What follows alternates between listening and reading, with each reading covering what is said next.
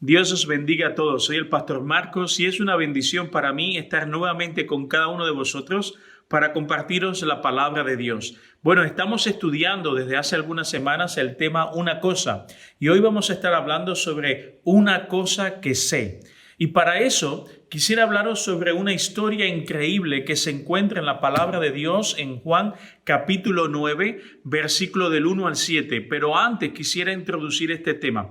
Antes de este capítulo, Jesús tiene una fuerte discusión en el templo con los fariseos y con los líderes espirituales de la nación.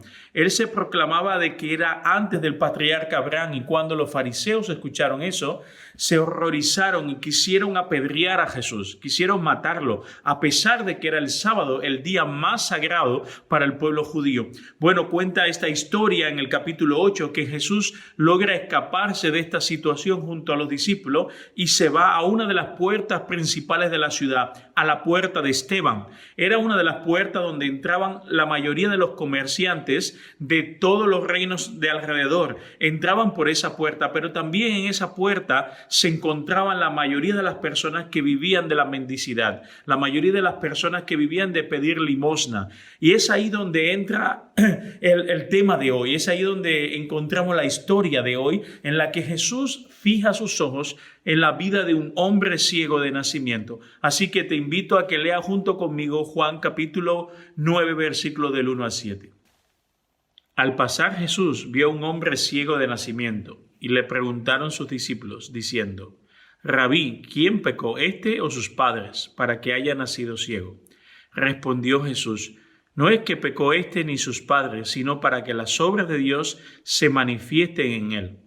Me es necesario hacer las obras del que me envió, entre tanto que el día dura, la noche viene, cuando nadie puede trabajar. Entre tanto que estoy en el mundo, luz soy del mundo. Dicho esto, escupió en tierra e hizo lodo con la saliva y untó con el lodo en los ojos del ciego y le dijo: Ve a lavarte en el estanque de Siloé, que traducido es enviado. Fue entonces y se lavó y regresó viendo. Es una historia increíble y es por eso que me gustaría extraer de ella 4 verdades espirituales para nuestras vidas hoy. La primera verdad espiritual que quisiera compartir de esta historia es la siguiente: hay un propósito para todo. Hay un propósito para todo. Y como vemos en la historia, Jesús fija sus ojos sobre este pobre hombre ciego de nacimiento y comienza un diálogo muy interesante entre los discípulos y Jesús. Ellos querían saber cuál era la causa de la enfermedad. Ellos querían poder entender por qué este hombre había nacido ciego.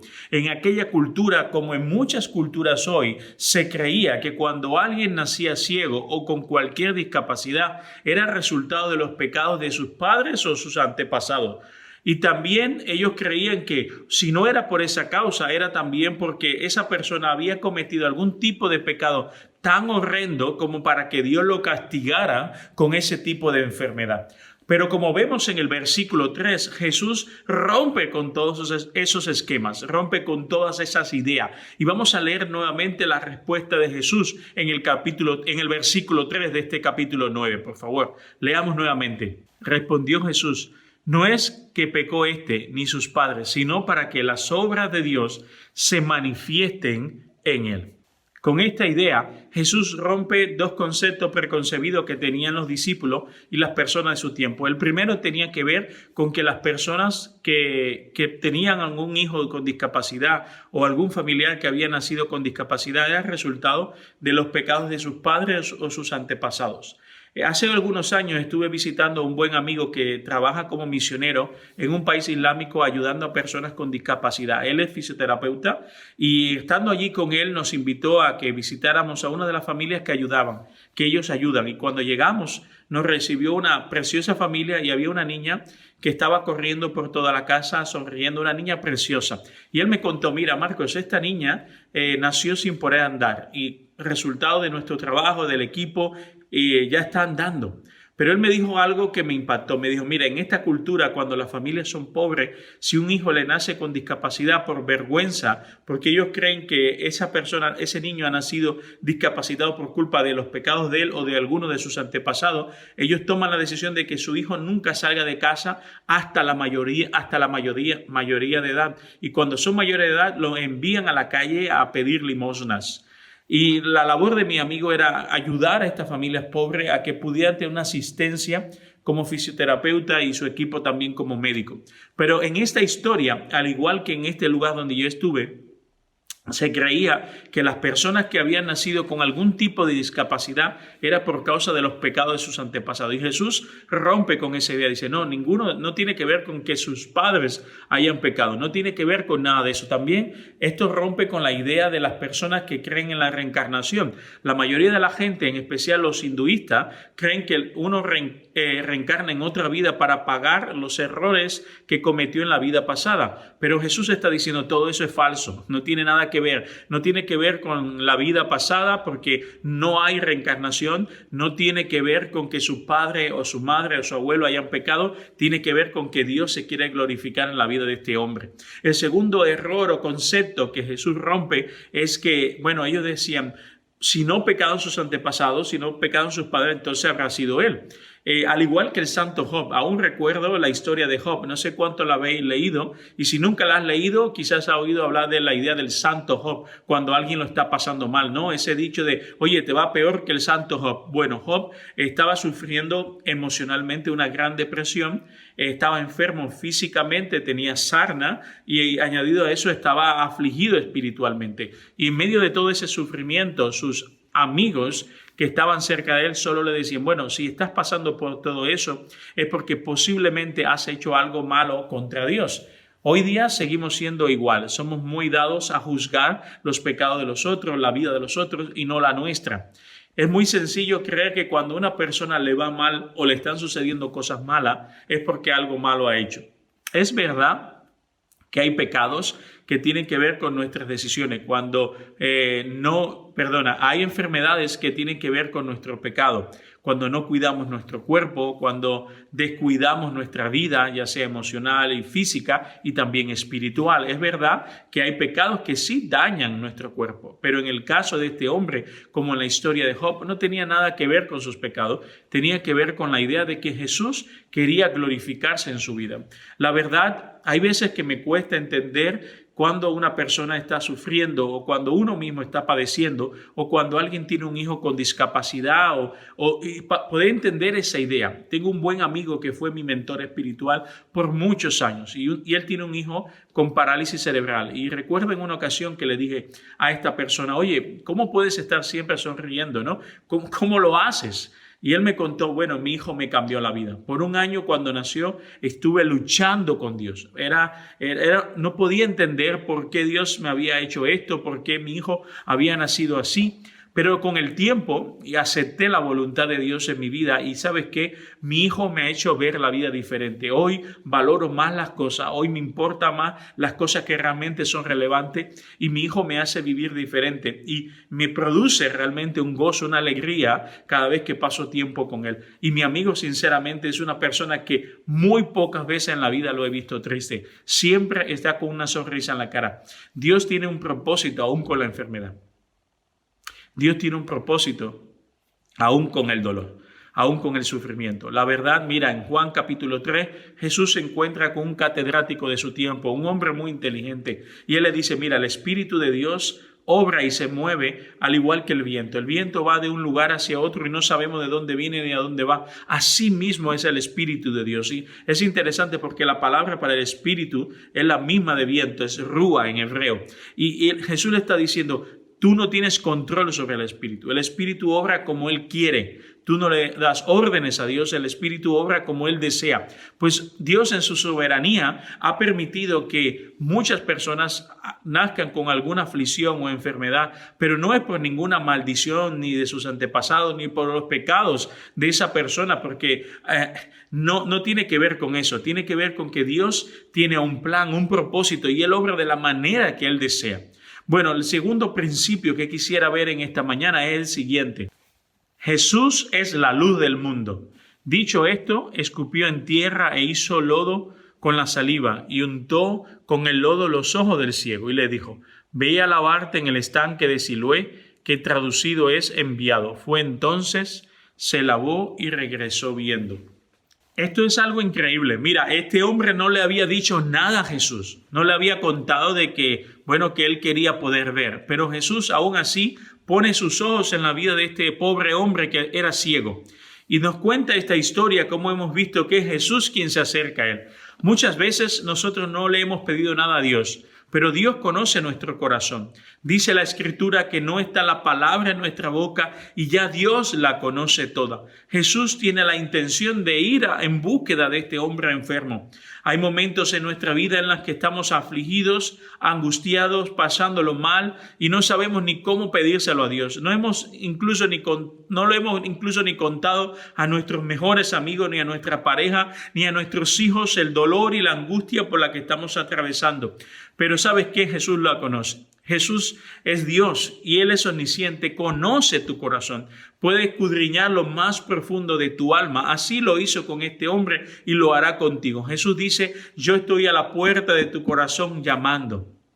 Invítame a entrar y yo seré tu amigo, cenaré contigo, comeremos juntos, tendremos una relación juntos. Aunque a veces no hablemos, ya Jesús está atendiendo a nuestro ruego y a nuestro dolor más interno.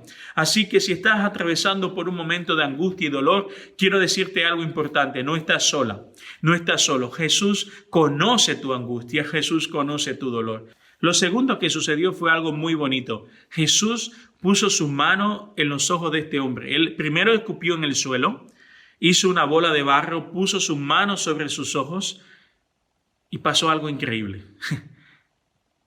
Dios comenzó a reconstruir el sistema ocular de este hombre. Los nervios estaban comenzando a cobrar vida. Un hombre que había nacido en oscuridad, en pocos minutos vería la luz. Pero pasa algo que me llama mucho la atención. Jesús le dice a este pobre hombre: mira, pero tienes que ir al estanque de Siloé. En ese estanque lávate los ojos y verás lo que va a suceder. Bueno, el estanque de Siloé fue construido por el rey Ezequías en el siglo VII a.C. como un estanque para guardar agua en tiempo de sequía, pero también en tiempo de asedio. Es probable que mientras este hombre iba andando hacia el estanque vinieran a él muchos pensamientos. Quizás diría: bueno, pero ¿por qué lo voy a hacer? Si cuántas veces yo no me he lavado mis ojos, mi cuerpo en el estanque de Siloé y nunca ha pasado nada. Probablemente al igual que este hombre, tú y yo, cuando nos invitaron a conocer a Jesús, cuando alguien nos habló del amor de Dios, pudimos pensar: pero ¿esto va a funcionar? Yo lo he probado todo. He probado el yoga, el reiki, la meditación, el hinduismo, el budismo. He probado incluso el islam. He probado una filosofía de vida, el ateísmo, el ser agnóstico. Lo he probado todo, pero nada me da una respuesta. ¿Por qué ahora sí? ¿Por qué el estanque? ¿Por qué ahora Jesús sí? ¿Sabes por qué? Porque Jesús es Dios. Y Él es el único que conoce tu corazón realmente. Él conocía el corazón del ciego y sabía la necesidad espiritual que había en su alma. Sabía cuál era la ceguera espiritual que había en su corazón. Jesús también conoce tu ceguera espiritual y Él quiere ayudarte. Mira, este hombre fue andando, como os conté en la historia, llega a este estanque, lava sus ojos y comienza a ver. Pero la respuesta de las personas que estaban a su alrededor fue la incredulidad. Él estaba feliz, contento, no sabía cómo explicarlo, pero las personas que estaban allí no podían creerlo. Quiero decirte algo importante en este día. ¿Sabes algo? Tú y yo éramos ciegos espiritualmente. Probablemente todavía estás buscando respuesta. En este momento, mientras le estoy contando la historia, este hombre estaba comenzando un viaje espiritual en su vida. Probablemente tú estés atravesando un viaje espiritual. La Biblia dice que antes de conocer a Cristo nosotros éramos ciegos espiritualmente. No podíamos ver la verdad de Dios, pero el Espíritu de Dios ha venido a nuestras vidas hoy para revelarnos nuestra condición espiritual. Y nuestra condición espiritual es que vivimos alejados alejado de Dios, enemistados con Dios por causa del pecado, y Cristo quiere abrir nuestros ojos espirituales y reconciliarnos con Él, darnos nueva vida, darnos esperanza a nuestro corazón que está vacío, darnos vida eterna si creemos en Él, si obedecemos al mandato de sí, Señor, yo creo en Jesús, yo confío en la palabra de Jesús. Mira, es probable que, como había dicho anteriormente, has probado todo, pero nunca has probado obedecer, creer en Jesús en todo tu corazón. Este ciego lo hizo y Dios le cambió la vida. No solo le reconstruyó sus ojos físicos, también su alma. Pasó de muerte espiritual a vida espiritual. Pasó de la oscuridad al reino de la luz. Pasó de vivir de la mendicidad, de la miseria, de no tener esperanza, a una nueva vida en Cristo. Pero la tercera verdad espiritual que quisiera compartir en esta mañana es la siguiente. Tu vida es tu mayor argumento. Tu vida es tu mayor argumento. En los versículos del 8 al 12 dice así, del 8 al 13 dice así. Entonces los vecinos y los que antes le habían visto que era ciego decían, ¿no es este el que se sentaba y mendigaba? Unos decían, él es, y otros, a él se le parece. Él decía, yo soy. Y le dijeron, ¿cómo te fueron abiertos los ojos? Respondió él y dijo, aquel hombre que se llamaba Jesús hizo lodo, me untó los ojos y me dijo, ve a Siloé y lávate. Y fui y me lavé y recibí la vista. Entonces le dijeron, ¿dónde está él? Él dijo, no lo sé. Llevaron ante los fariseos al que había sido ciego.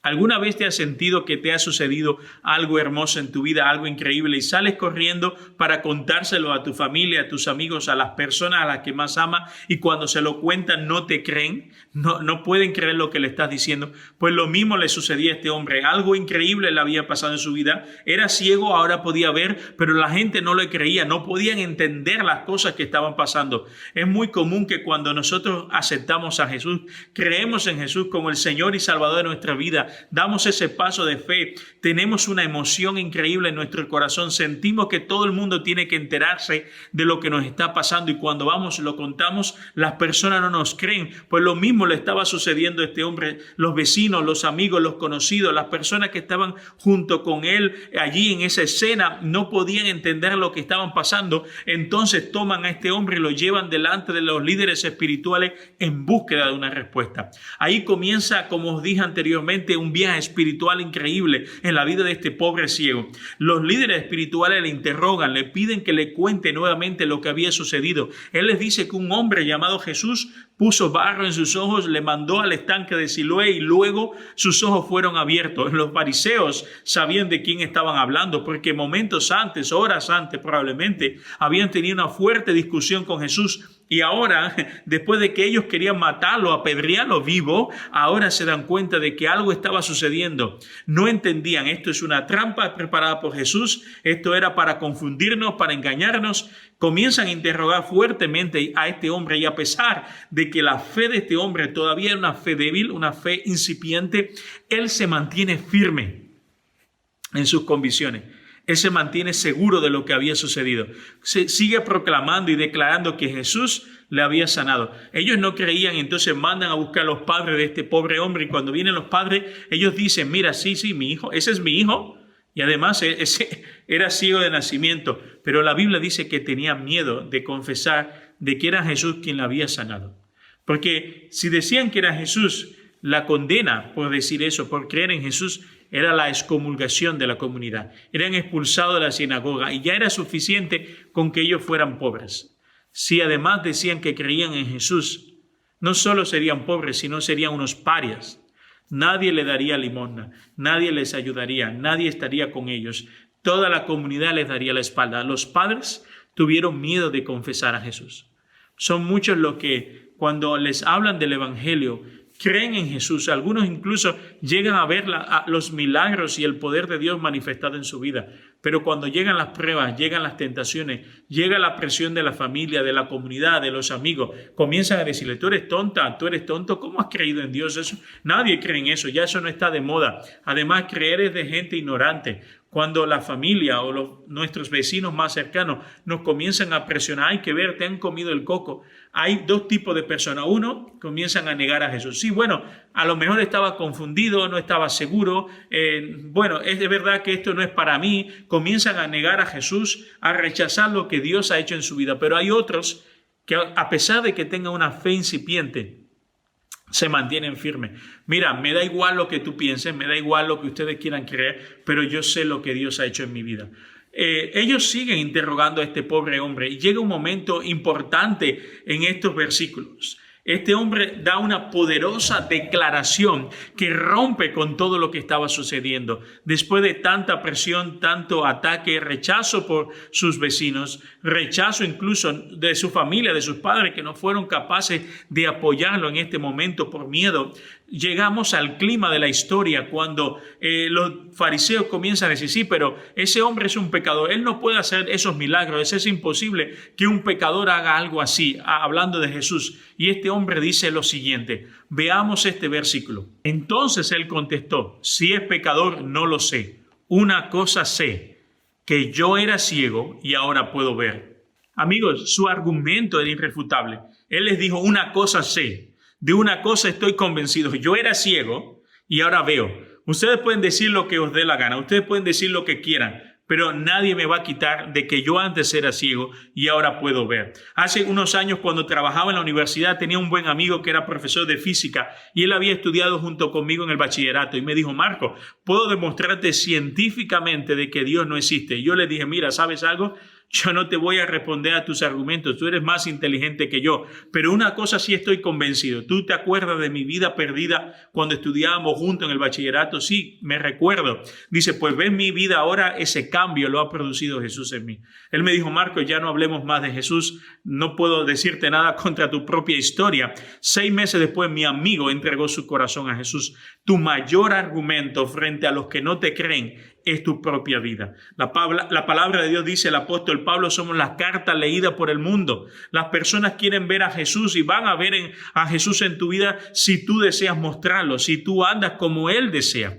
Es interesante porque este hombre no era teólogo, no era científico, no tenía la respuesta ni todos los argumentos. Muchas veces cuando recibimos a Jesús somos bebés espirituales, no entendemos todo de la palabra. Él no lo sabía todo, incluso llega a decir un hombre llamado Jesús, luego dice creo que era un profeta, no tenía ni claro quién era Jesús.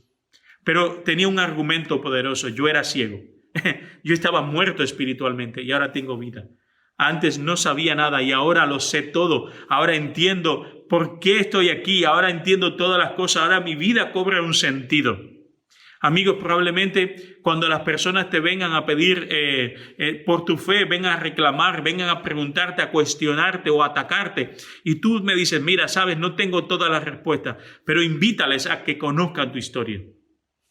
Cuéntales lo que Jesús ha hecho en tu vida. Cuéntale el milagro que Dios ha producido en tu vida. Cuéntale cómo te ha cambiado. Y contra ese argumento nadie podrá atacarte. Así que el mayor argumento de nuestra vida es tu propia vida transformada por el poder de Dios, transformada por el poder de Cristo. El cuarto y la última verdad espiritual que quisiera compartir para terminar en esta mañana es la siguiente. Jesús sale a nuestro encuentro. Jesús sale a nuestro encuentro. Dice así los versículos 35 al 37. Jesús se enteró de que habían expulsado a aquel hombre y al encontrarlo le preguntó, ¿crees en el Hijo del Hombre? ¿Quién es, Señor? Dímelo, para que crea en él. Pues ya lo has visto, le contestó Jesús. Es el que está hablando contigo. Creo, Señor, declaró el hombre. Postrándose, le adoró. Todos les habían dado la espalda. Sus amigos, sus vecinos, sus familiares, sus propios líderes espirituales. Le habían condenado a ser expulsado del templo, le echan de su sinagoga y ahora este hombre que un día era ciego, ahora podía ver, no solo física, sino también espiritualmente, había sido rechazado por el mundo, pero había sido encontrado por Jesús. No, como hemos leído en estos versículos, él sale del templo y Jesús le busca, sale a su encuentro. Jesús sigue buscándonos, amigos. Jesús dejó las 99 ovejas en el corral y salió a buscar la perdida. Este hombre era esa oveja perdida. Tú y yo éramos la oveja perdida. Jesús dejó todo lo que tenía que hacer. Dejó incluso el estar con los discípulos para salir a buscar a este hombre que sabía que había sido rechazado por el mundo. Hay una frase que me gusta muchísimo de uno de los padres de la iglesia, Juan Crisóstomo. Él dijo lo siguiente en el siglo IV. Lee junto conmigo. Los hombres le echaron del templo, pero el Señor del templo lo buscó. Esta es nuestra historia. Esta es mi historia. Fui rechazado por muchas personas. Fui rechazado por amigos. Fui rechazado incluso por algunos familiares cuando acepté a Jesús. Probablemente tú también. Pero quiero que sepas algo. Jesús va a nuestro encuentro. Jesús vino a buscar y a salvar lo que se había perdido. Y como cuenta la historia, Jesús va en búsqueda de este hombre y cuando está junto con él, el final del viaje espiritual de este hombre estaba terminando. Él había dicho que un hombre le había curado, le había sanado un tal Jesús. Luego había dicho de que era un profeta y ya por último en el interrogatorio con los fariseos llegó a decir que era un enviado de Dios. Pero ahora, cuando ve a Jesús, no solo con sus ojos espirituales, sino también con sus ojos físicos, le confiesa como el Hijo de Dios. Le confiesa como el Hijo del Hombre, que da un título para describir también al Mesías. Le confiesa como Dios. Se postra, se pone de rodillas y le adora. Solo Dios acepta la adoración. Solo Dios acepta de que sus hijos le adoren. Él se postra reconociendo que Cristo ahora era el Señor y Salvador de su vida. Había llegado al final de su viaje espiritual. Yo no sé en qué momento de tu vida te encuentras ahora. No sé en qué momento de tu viaje espiritual. Pero ¿sabes algo? Tú eres esa oveja perdida. Dios ha dejado todo por amor a ti. Fue a la cruz del Calvario a morir por nosotros para que todo aquel que en Él crea no se pierda, mas tenga vida eterna.